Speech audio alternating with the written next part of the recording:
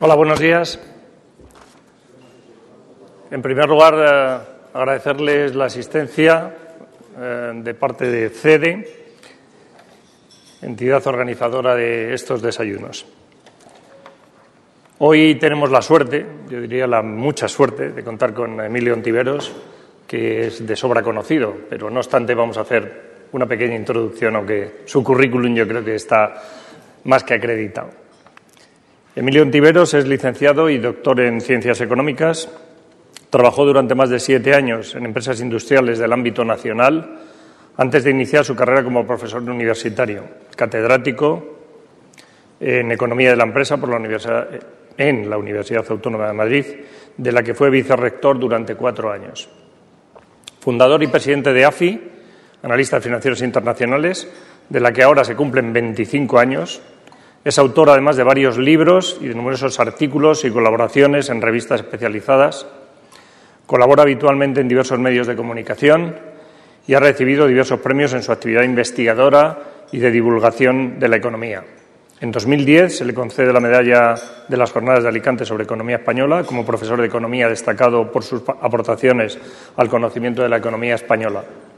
Ha sido Fellow del Real Colegio Complutense de la Universidad de Harvard, como miembro del Grupo de Investigación Avanzada en Economía Internacional y Visiting Scholar de la Wharton School en la Universidad de Pensilvania. Es miembro de los consejos de redacción de varias publicaciones científicas y profesionales y de los consejos de administración de varias empresas. Ha sido director de la revista Economistas desde su fundación hasta diciembre del 2011. Es miembro del Europe G, grupo de trabajo de economía política sobre la Unión Europea. Sus últimos libros, Global Turning Points, Understanding the Challenges and Businesses for the 21st Century, que ha publicado conjuntamente con Mauro Guillén en septiembre del 2012. Y otra referencia importante es Una nueva época, los grandes retos del siglo XXI, a su vez también con Mauro Guillén, que se publicó en octubre del 2012. Sin más, yo creo que con este currículum, que no hace nada más que recoger de manera muy reducida lo que podemos reseñar de Emilio, pero yo creo que es absolutamente conocido por todos nosotros, uno de los economistas más importantes de nuestro país y que desde luego cuenta, creo que con la admiración de todos y con la mía personalmente. Así que, Emilio, por favor. Muchas gracias.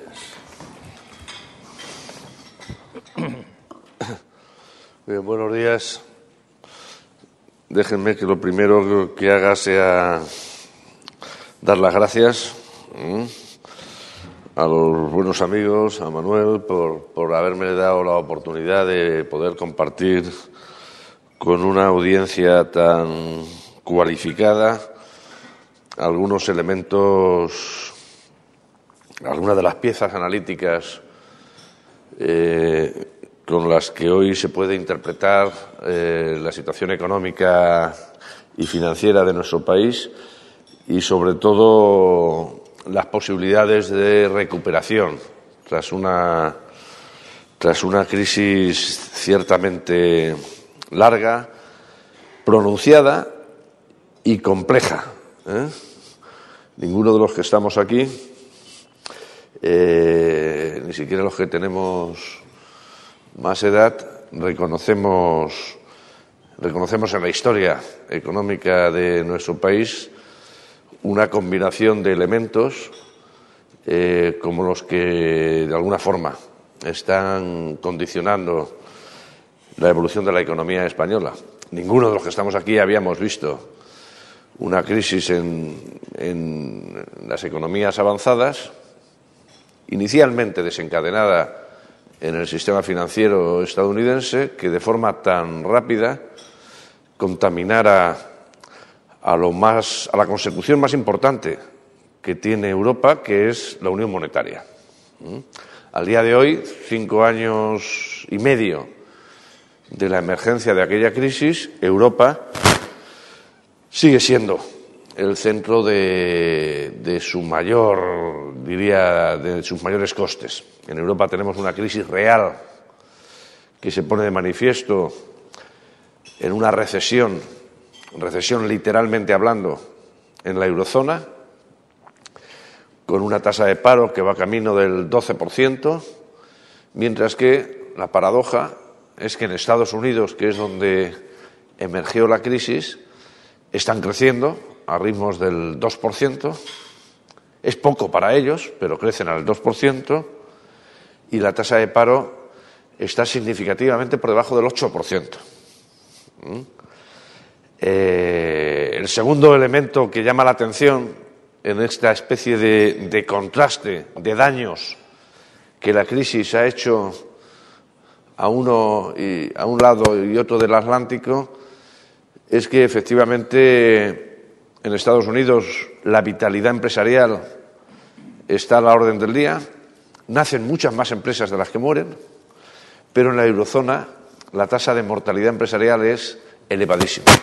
Ese es un indicador que no aparece en los registros macroeconómicos al uso, pero que a mí me preocupa de forma diferencial, porque, en primer lugar, como en toda crisis, siempre que había la esperanza que formulara Schumpeter cuando venía a decir algo así como, bueno, no hay mal que por bien no venga, en toda crisis hay una fuente de oportunidad en la que emergen nuevos actores que de alguna forma contestan a los incumbentes, a los actuales, y de esta forma se regenera el tejido empresarial.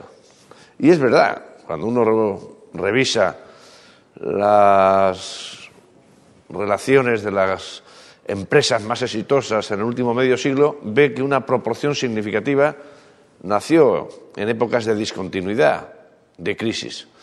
Sin embargo, en la eurozona no se está dando, digamos, esta única contrapartida positiva por razón de esa asfixia financiera, de esa dosificación crediticia que está sufriendo el conjunto de la eurozona. En la eurozona llevamos unos 4 años, en algunos países más que en otros, en los que el crédito no crece, en realidad varía con tasas negativas.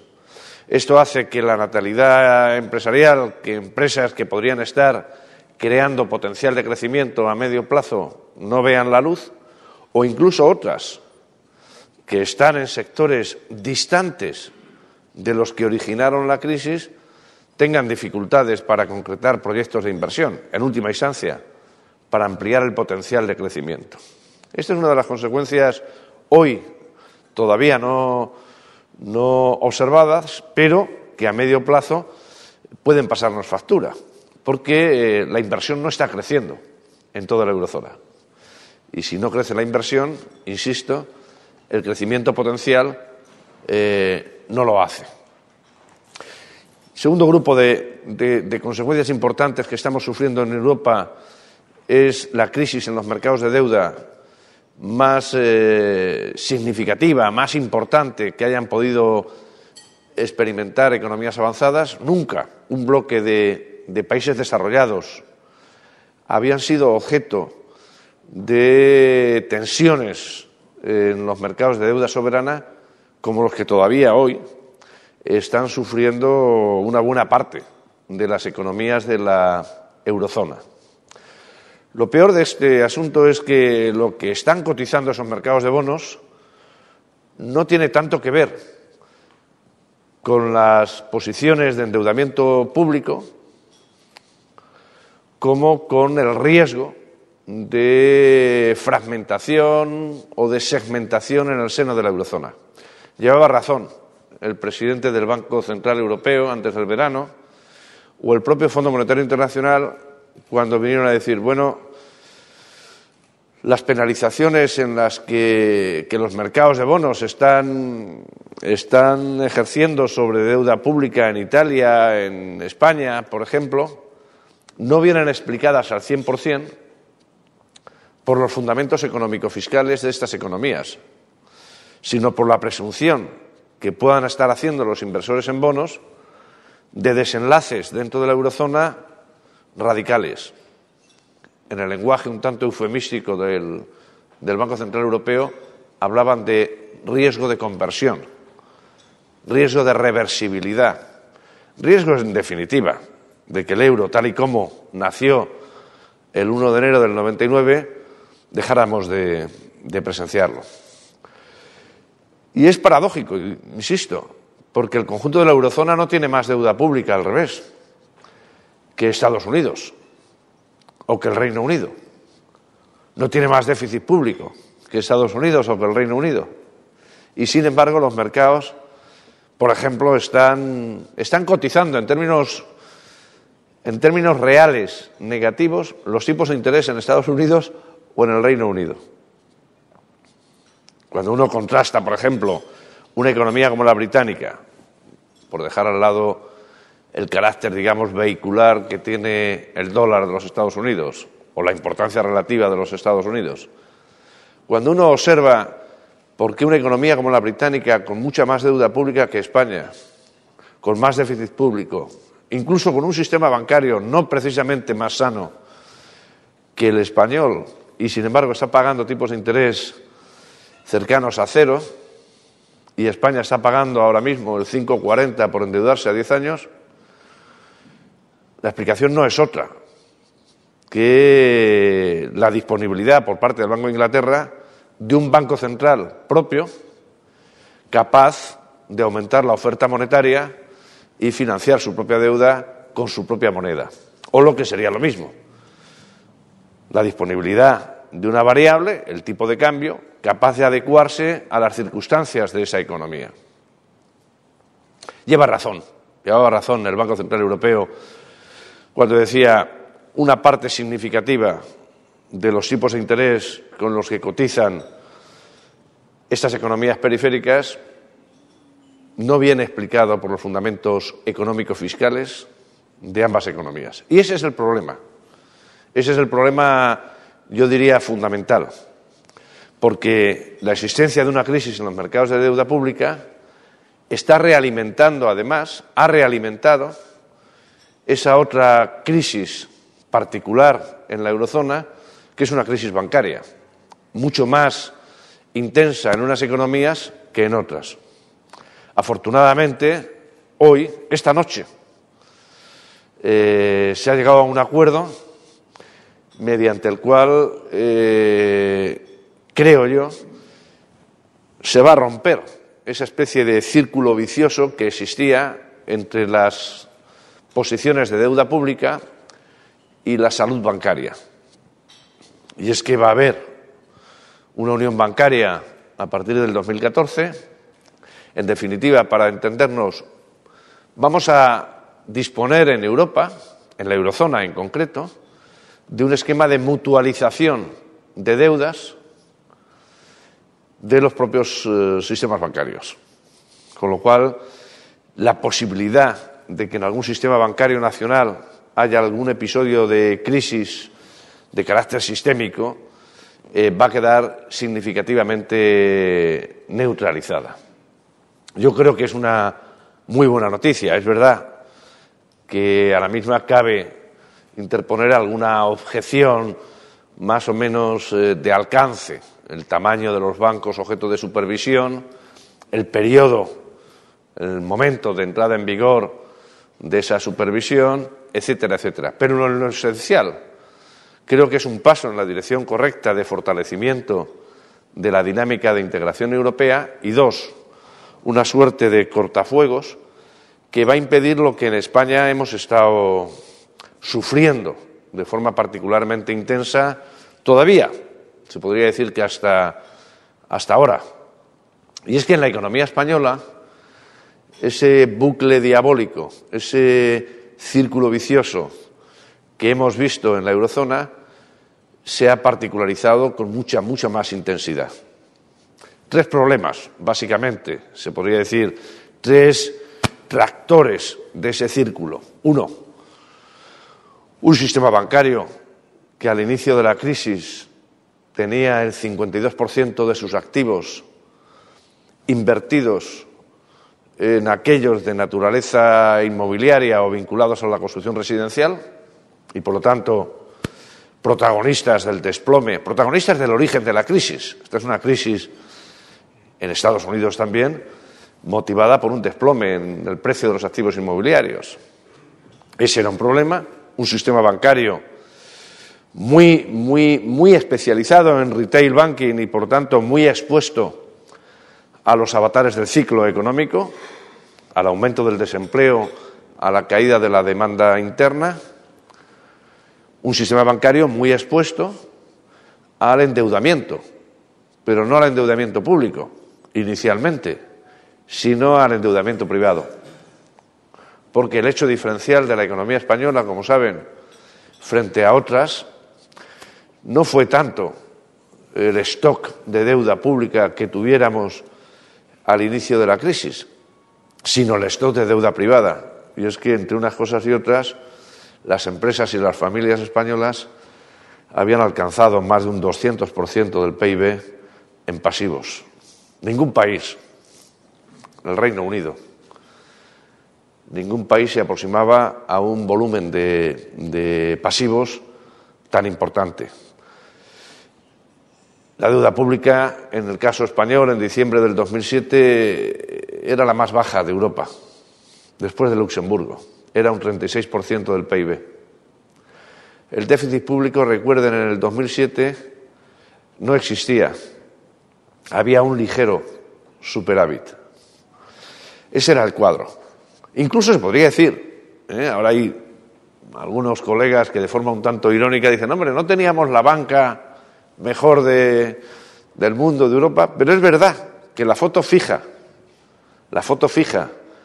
a diciembre del 2007 del sistema bancario español era de un sistema bancario rentable, eficiente, en la medida en que trasladaba pocos costes transaccionales al sector real, activo, en la medida en que el crédito venía creciendo durante 10 años a tasas de 2 dígitos, y es verdad que había un problema, y es que era un sistema que estaba poniendo demasiados huevos en la misma cesta, un exceso de especialización en un solo sector, ¿no?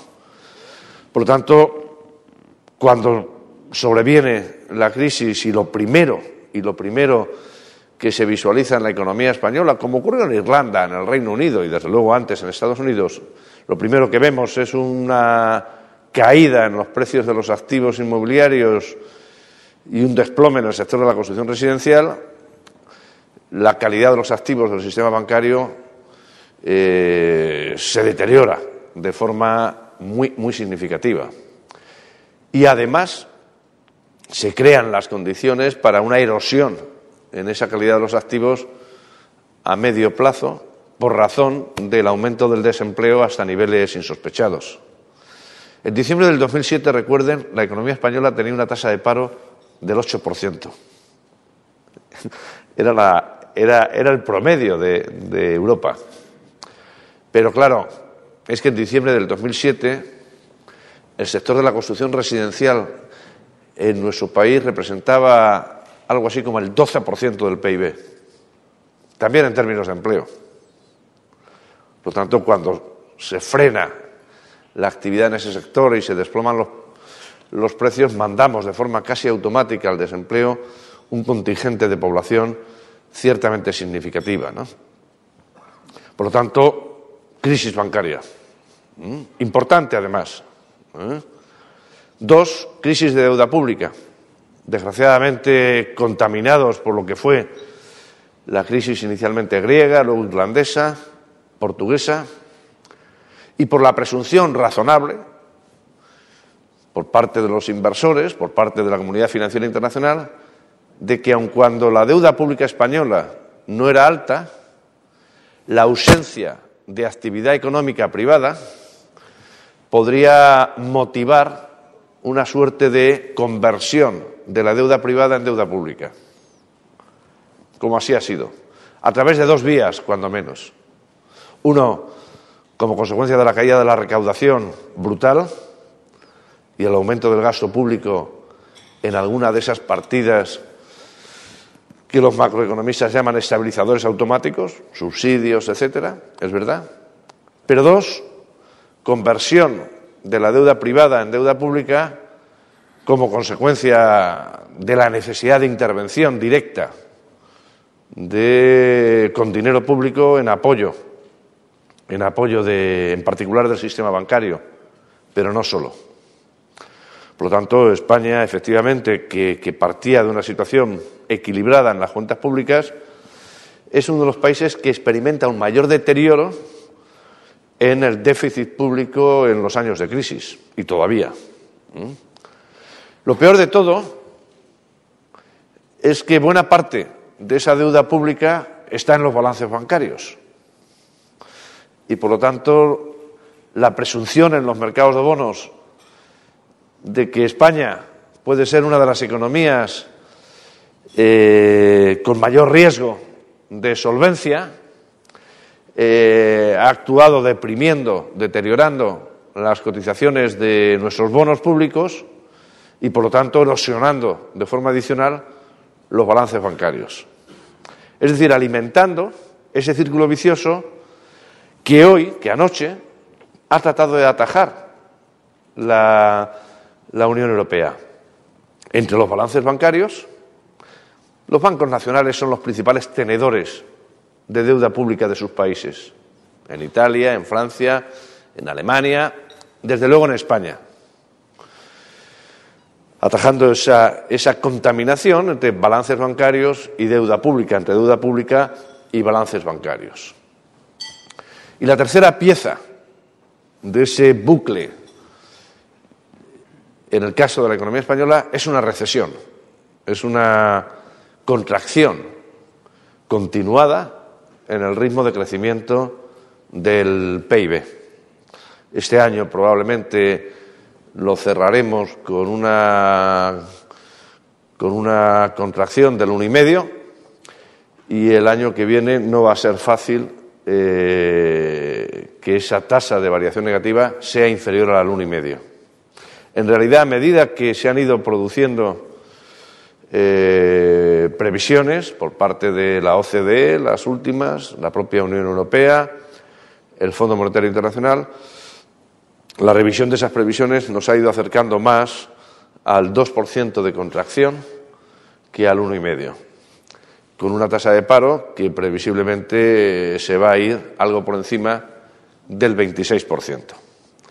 No hace falta que les diga, imagínense el bucle, por un lado crisis bancaria, por otro lado crisis de la deuda pública y por otro lado recesión, es decir, no crecimiento y desempleo ascendente. No hace falta que les diga que esa maldita recesión actúa a su vez deteriorando la salud bancaria y generando menos recaudación, ayudando a incumplir los objetivos de saneamiento de las finanzas públicas que las autoridades españolas se han marcado. Es muy difícil en una economía en recesión,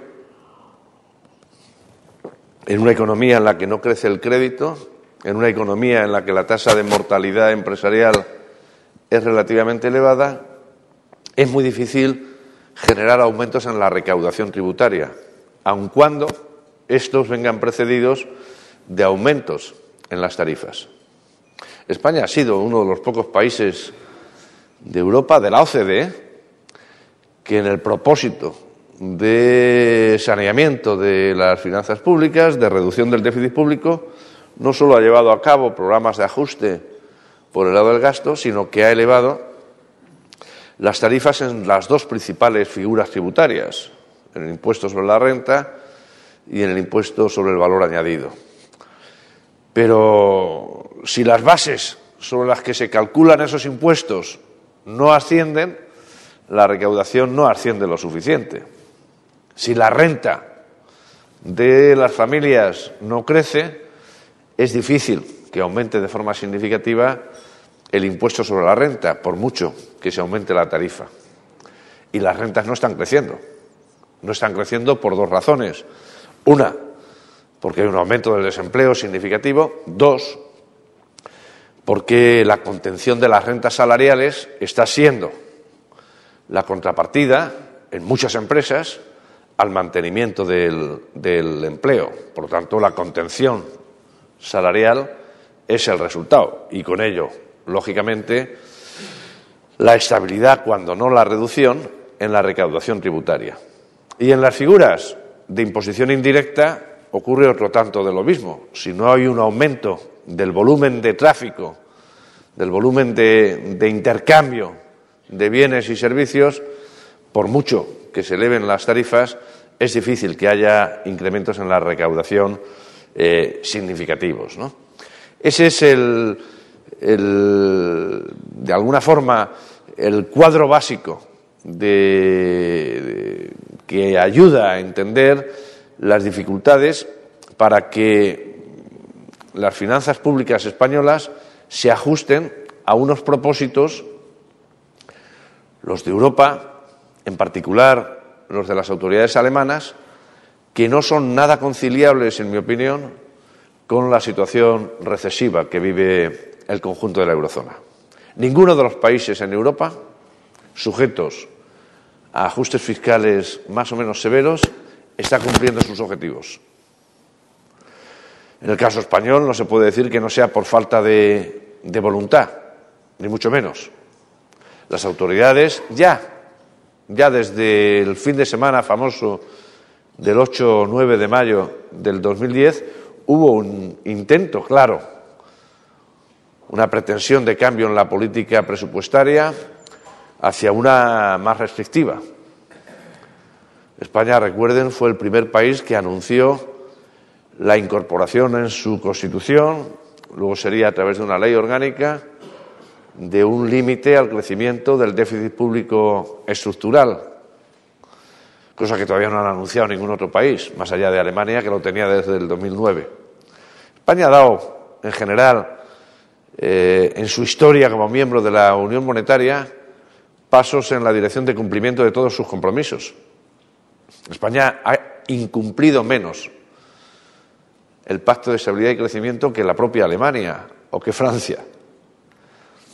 Pero, sin embargo, se le ha obligado a practicar una política presupuestaria que no es, en mi opinión, la que le convenía. Y el resultado es más recesión. Son políticas presupuestarias procíclicas. Claro que hay que sanear las finanzas públicas y que hay que cumplir con los compromisos que se tienen en el seno de la comunidad de vecinos, pero hay que hacerlo sin sacrificar las posibilidades de crecimiento, porque si desde el presupuesto se pronuncia aún más en la recesión, se están destruyendo las fuentes de generación de ingresos fiscales a medio plazo y, desde luego, no se están creando los fundamentos para el crecimiento.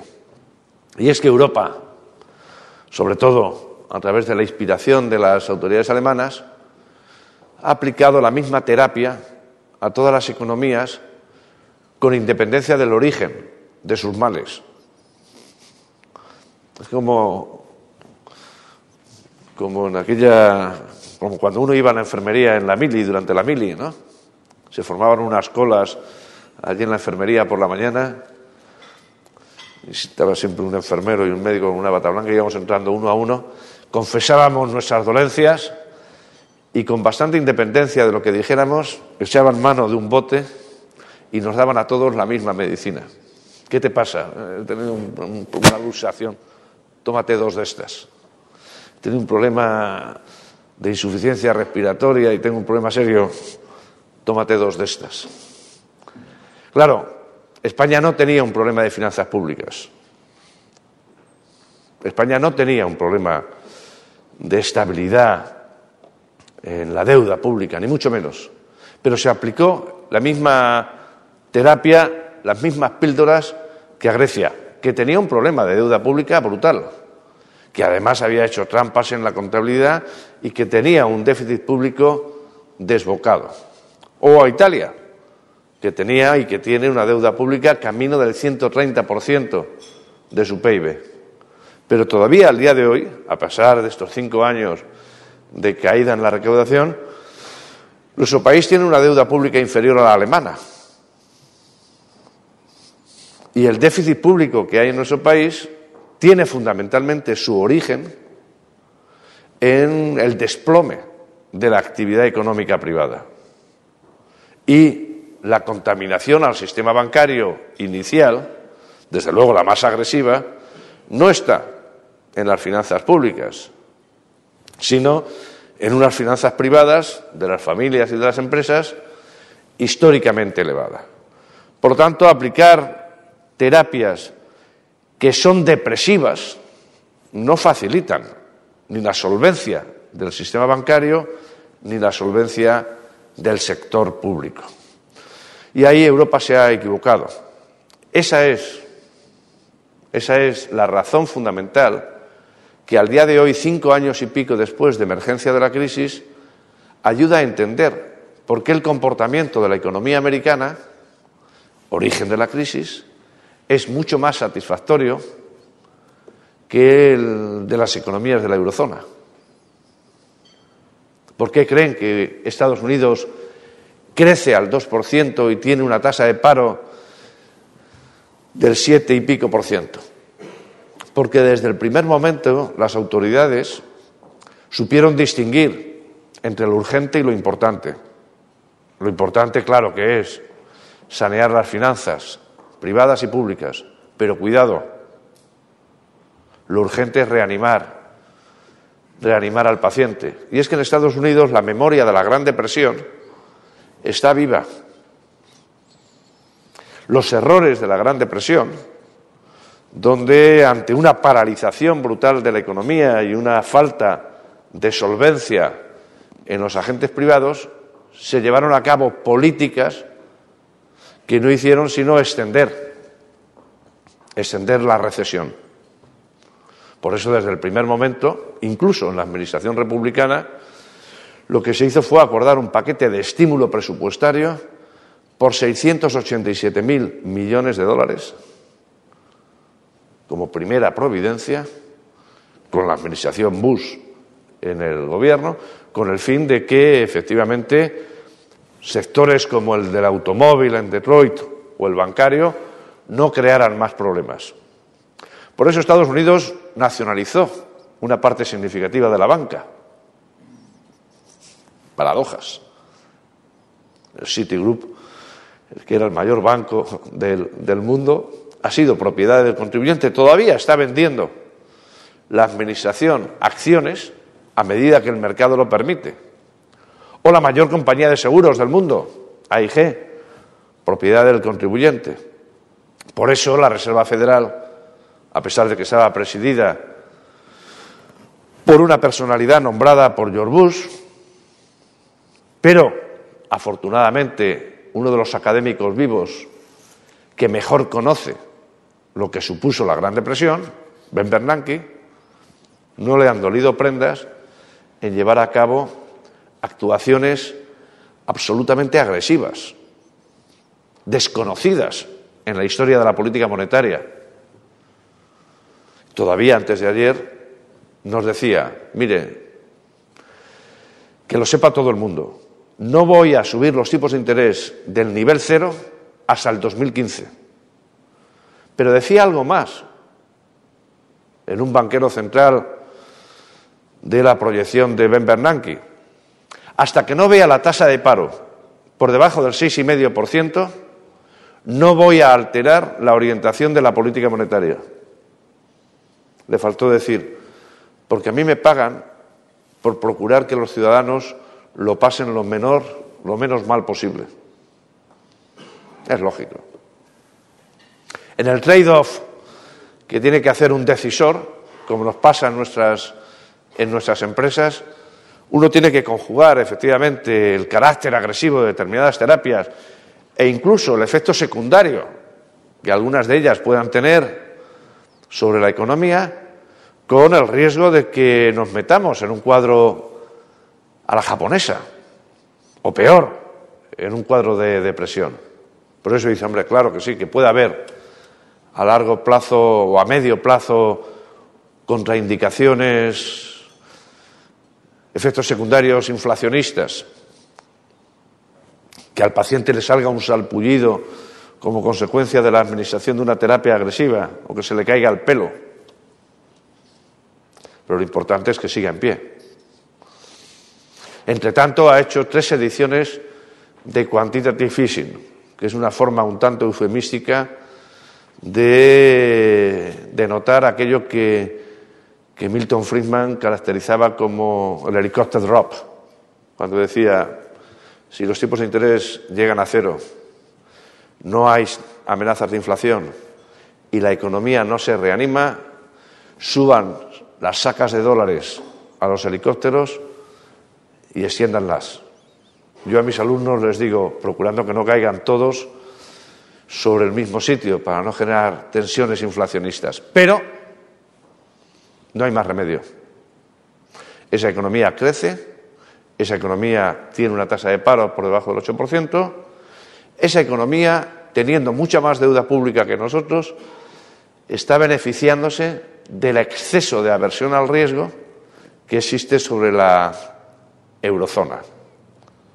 Y es que los mercados empiezan a cotizar que sin crecimiento económico no se pagan las deudas. Muchas veces creemos, y en Europa, en la eurozona, hemos incurrido, en mi opinión, en ese error, que manifestando propósitos de enmienda excesivamente ambiciosos íbamos a ser reconocidos por los inversores en bonos y de la noche a la mañana la confianza se iba a instalar en nuestros mercados. No ha sido así. La austeridad no es expansiva. La austeridad es una práctica necesaria. La Real Academia da dos acepciones al término austeridad. La primera es prescindir de lo superfluo.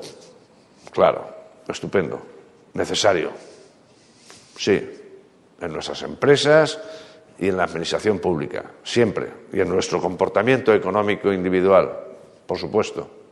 La segunda se asemeja más a una suerte de masoquismo innecesario para conseguir el propósito. Es una especie de demostración de una virtud aparente que no conduce a ningún sitio. Esa no es la conveniente. El propósito de saneamiento de las finanzas públicas se puede distribuir a lo largo del tiempo. Una economía como la española, por ejemplo, no puede en apenas 2 o 3 años reducir 3 o 4 puntos de déficit público si la economía no crece. Primero porque es matemáticamente casi imposible, aun a riesgo de dejar paralizada la economía. Pero dos, es que si eso se hace, si esa especie de demostración de comportamiento virtuoso que nos trata de imponer Alemania se hace para ganarnos la confianza de los inversores internacionales en bonos, no lo conseguimos. Porque los inversores en bonos nos preguntan, oye, de acuerdo con esas intenciones, que vais a ser buenos chicos, que vais a adelgazar el tamaño del sector público, etcétera, etcétera, pero cuidado, ahora me interesa a corto plazo si voy a recuperar lo invertido. ¿Cómo vais a pagar las deudas si no hay generación de rentas? En primera instancia uno puede desinvertir lo que pueda desinvertir, pero insisto, si no hay generación de rentas no se pagan las deudas, ni las públicas y mucho menos las privadas. Esa es la tesitura en la que está ahora mismo inmersa la eurozona y en particular la economía española. La economía española tiene poco margen de maniobra y cuando uno se plantea contestar al enunciado recuperación cómo y cuándo, lo primero que tiene que hacer es reconocer que las autoridades españolas al día de hoy no tienen margen de maniobra. Prácticamente nulo. Han cumplido, vienen ajustándose a las orientaciones europeas, como digo, desde mayo del 2010, de forma particularmente intensa y rigurosa desde la entrada del nuevo gobierno, abordando una política presupuestaria muy restrictiva, abordando una serie de reformas en la dirección marcada por Bruselas, sobre todo por Berlín, y desde el punto de vista presupuestario, como las propias autoridades alemanas y el propio Fondo Monetario Internacional han reconocido, España está haciendo en su presupuesto lo que haría una economía intervenida. El ajuste presupuestario español no es muy distinto al que haríamos si hubiéramos tenido ya un rescate. Por el lado de la política monetaria no hay margen, porque la tenemos subcontratada con Frankfurt, lógicamente, y no quedan apenas actuaciones posibles. Por lo tanto, a la respuesta a recuperación como, bueno, cuando Europa permita crecimiento de la demanda. La demanda interna española se está desplomando desde hace ya algunos años y si no hay crecimiento en las rentas, si no hay crecimiento en el empleo, lógicamente los españoles van a seguir dosificando sus decisiones de consumo y las empresas van a seguir reconsiderando sus necesidades de inversión. Si todo ello tiene lugar en presencia de una restricción de crédito significativa, en mayor medida. Y a pesar de que España ha resuelto los males peores de su crisis bancaria, ayer llegaban los 39.600 millones de euros necesarios para recapitalizar los bancos del Grupo 1, los bancos nacionalizados que lo precisaban y además inyectar unos 2.500 millones de euros a la sociedad de gestión de activos. Con todo, siendo muy importante ese rescate bancario, porque elimina en cierta medida el riesgo de una crisis bancaria de alcance, eso no quiere decir que la semana que viene vuelva a fluir el crédito. No. Porque el sistema bancario está inmerso en un proceso de reestructuración de cierto calado, porque los comités de riesgos de los bancos han cerrado la persiana y porque la economía está en un entorno recesivo. Y es muy difícil hacer banca al por menor cuando hay un entorno recesivo, ¿no? La única vía, de alguna forma, para que la economía española vuelva a recuperar un mínimo de crecimiento y, desde luego, estabilice su tasa de paro, exigiría, en primer lugar, flexibilizar las exigencias de saneamiento de las finanzas públicas. Que Europa entendiera que todos los esfuerzos habidos y por haber se están haciendo, que no hay trampas, a diferencia de lo que puede ocurrir en otros países, y que, por lo tanto, no por ser muy ambiciosos en la formulación de objetivos, se va a ser más verosímil y ampliar el plazo de saneamiento de las finanzas públicas. 2, hace falta demanda. El comportamiento estrictamente contractivo de las finanzas públicas no nos lleva a ningún lado. Hace falta que haya focos de demanda. Internamente no va a haberlos.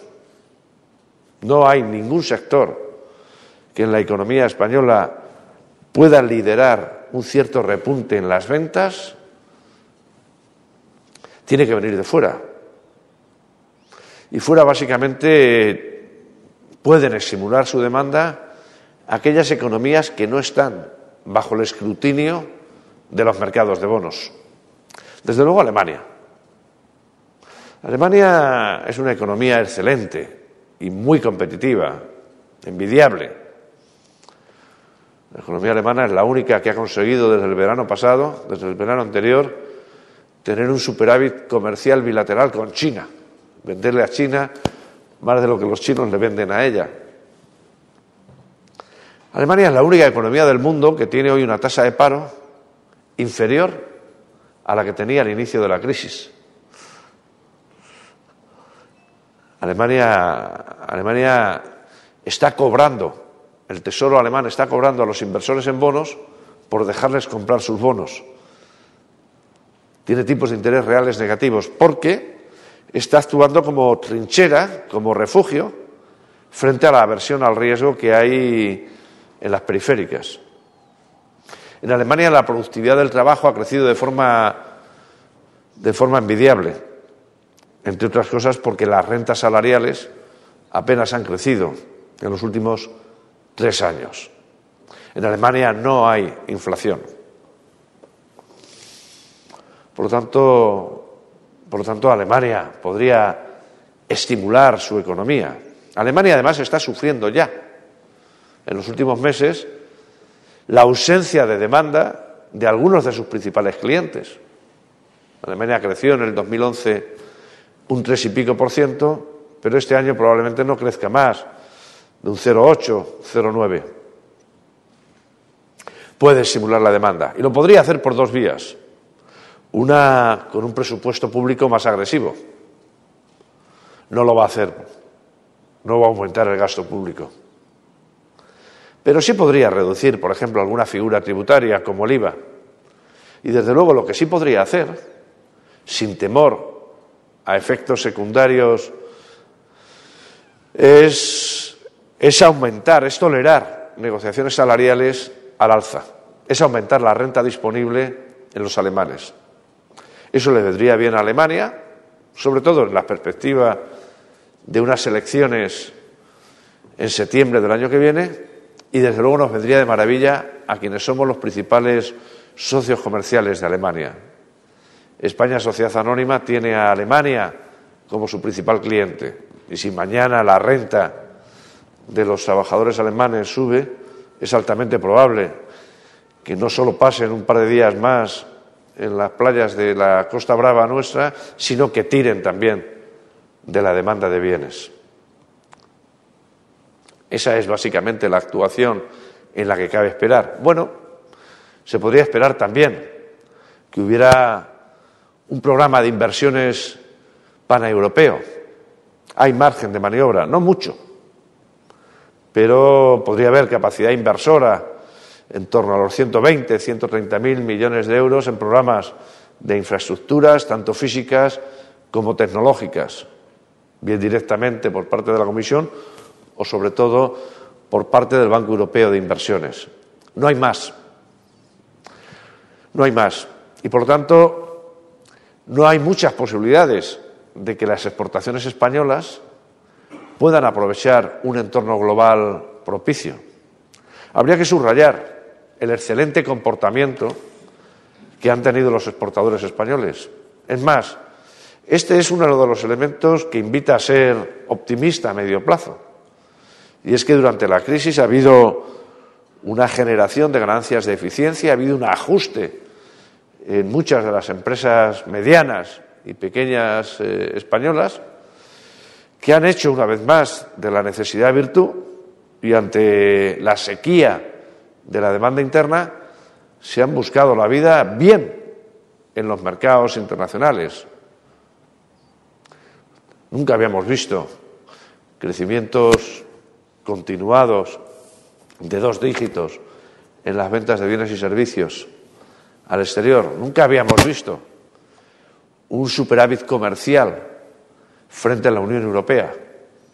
Es más, si no tuviéramos unas importaciones energéticas tan cuantiosas y tan inelásticas, probablemente ya tendríamos un equilibrio, un superávit en la balanza comercial, cosa que no hemos visto en la vida los que estamos en esta sala. Y vamos a cerrar el año en una situación muy cercana al equilibrio en la balanza por cuenta corriente, cosa que tampoco hemos visto, salvo un año desde el plan de estabilización. Recuerden además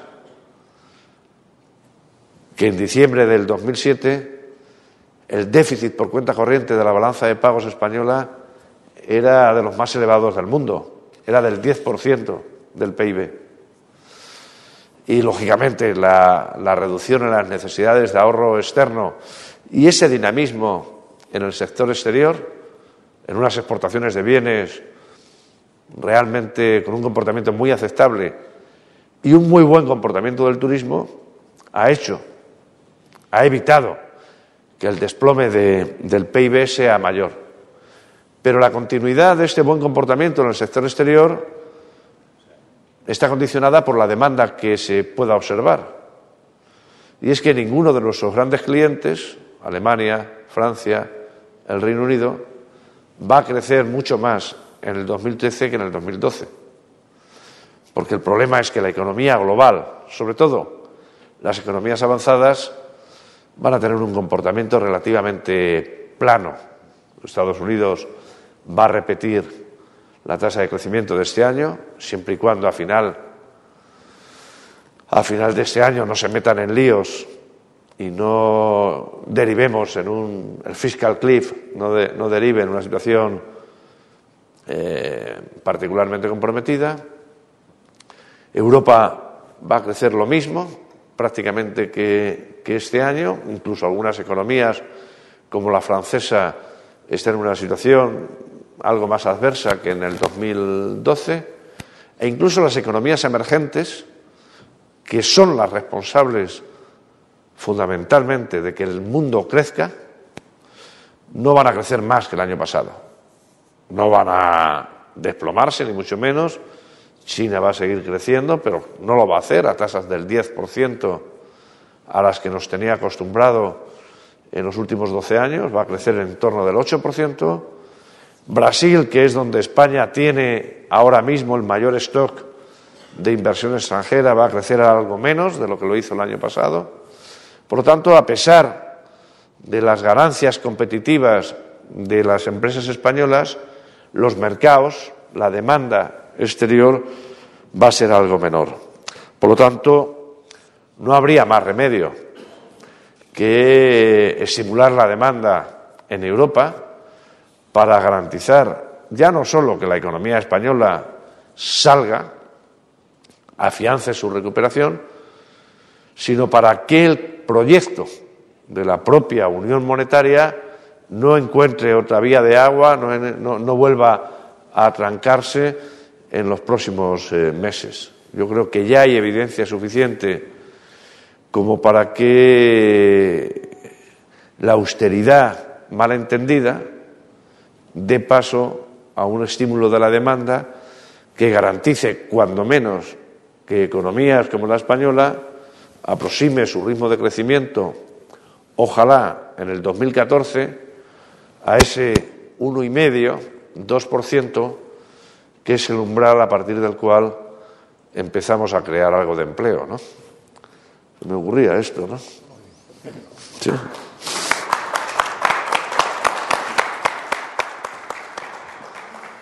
Muy bien. Muchas gracias. Antes de pasar al turno de preguntas y de moderación, es obligado, en primer lugar, reconocer a nuestros patrocinadores, en concreto a Telefónica y a Aqualogy, el que colaboran con CEDE en la realización de este acto. Esta reunión no solo es presente en la mesa, sino en la sala, en los presentes, sino que además, con la conexión con Internet, hay muchos directivos que la están siguiendo y nos están llegando preguntas de los directivos.